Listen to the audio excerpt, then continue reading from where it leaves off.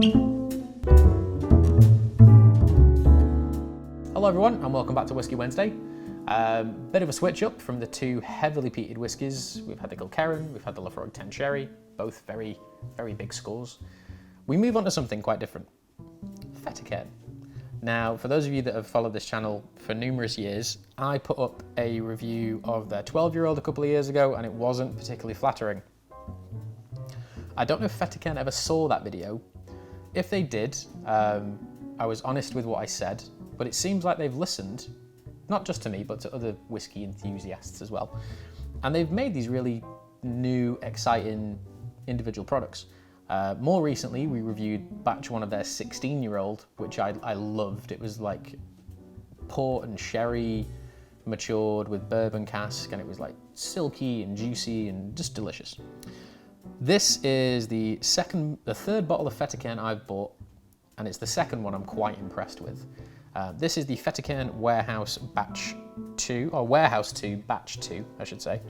It's 48.5%, it is natural colour, it is non-chill filtered, and it's a 2009 vintage, so it's like 11 to 12-ish years old. And quite interestingly, they've given us quite a lot of information. 38% of this whiskey comes from first fill rye barrels, and 62% of it comes from first fill ex-bourbon casks too. Fan of both of those things. Rye casks can be a bit divisive. The Ardbeg video we did, didn't really get the rye in that. Didn't really understand that whiskey, to be honest with you. And then we did the Glenmorangie Spios video numerous years ago. That was shot in the whiskey jar with a piano and a roller neck. It was very intense. But rye casks have had this divisive up and down thing going on with them. They're becoming more talked about. But Fettercairn is generally quite a sweet product. It's always full of like exotic fruit notes and caramel and toffee. I was lucky enough to be sent samples of the individual casks quite a while ago for like a Zoom tasting for like a pre-launch of this. It made me excited for it. I bought this, it was £55 a bottle. Gone through like a decent chunk of it already. Given a couple of samples out to friends to get some opinions. And I gave it to them blind and it's had some pretty positive feedback so far. Let's tuck in, let's smell, let's taste, let's talk through Fettercairn Warehouse 2 Batch 2.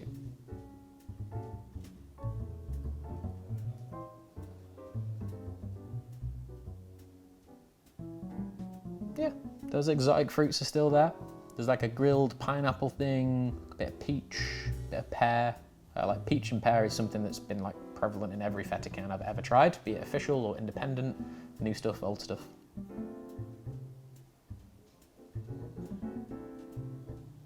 There's a good bit of spice kicking through it. This is the second whiskey I've tried today, and the spice on the nose is quite there. It's like, you know, present, making itself known.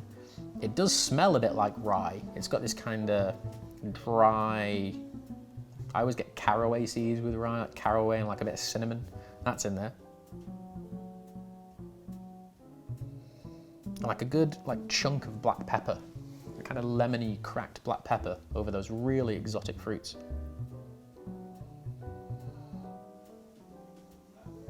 Let's taste, see what's going on.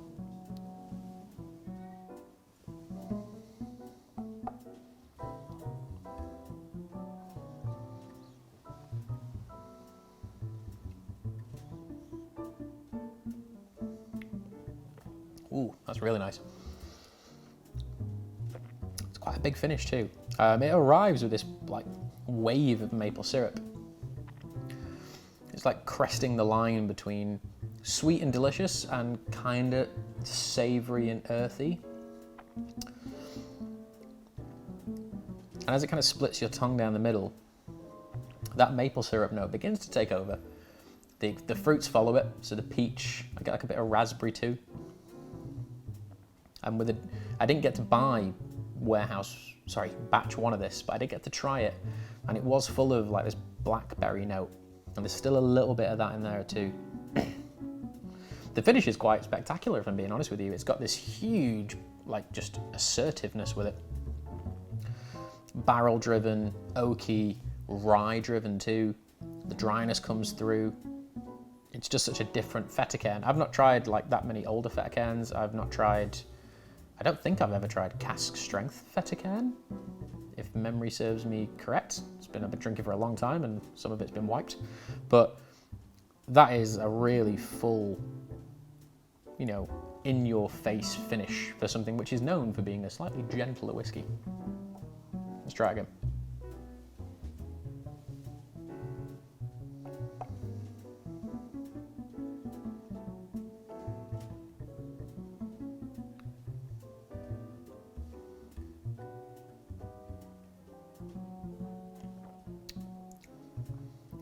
Yeah, the way that spice builds, like if you kind of mold it around your palate and you can feel it trying to swell in one particular area and then you move it and it tries to do it again.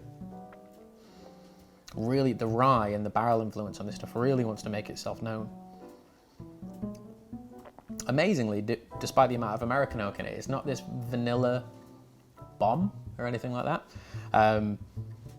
Yeah, exotic fruit, maple syrup, that nice transition from like sweet and like overly sweet to earthy spiciness, and then the pepper and the casks.